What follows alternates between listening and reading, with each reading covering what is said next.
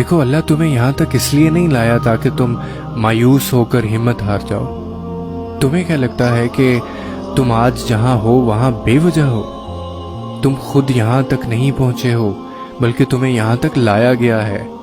تم نے بے شمار تکلیفیں آج اس مقام تک پہنچنے کے لیے برداشت کی ہیں۔ اتنا سفر طے کر لینے کے بعد آج جب منزل تمہارے سامنے کھڑی ہے تو تم کیوں ہار گئے ہو؟ اتنے کٹھن صبر کے بعد اب جب صلہ ملنے کا وقت ہے تو کیوں راستے میں ٹھہر گئے ہو؟ اٹھو، اب تو سفر ختم ہونے کو ہے۔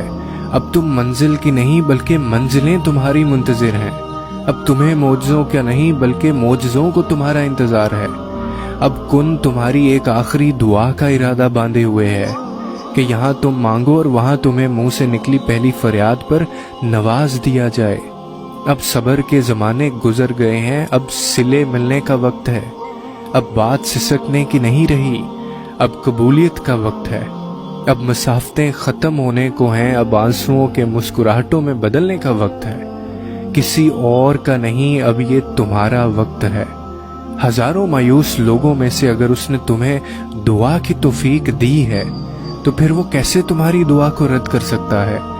جس نے دعا کا حکم دیا ہے اس نے قبولیت کا بھی تو وعدہ کر رکھا ہے۔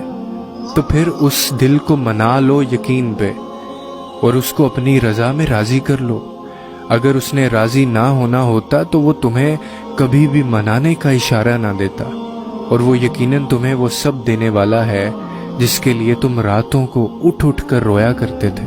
کبھی کبھار بس ایک ہی دعا سب بدلنے کے لیے کافی ہوتی ہے، خاص طور پہ تب جب کچھ بھی بدلنا دل کو ممکن نہیں لگتا۔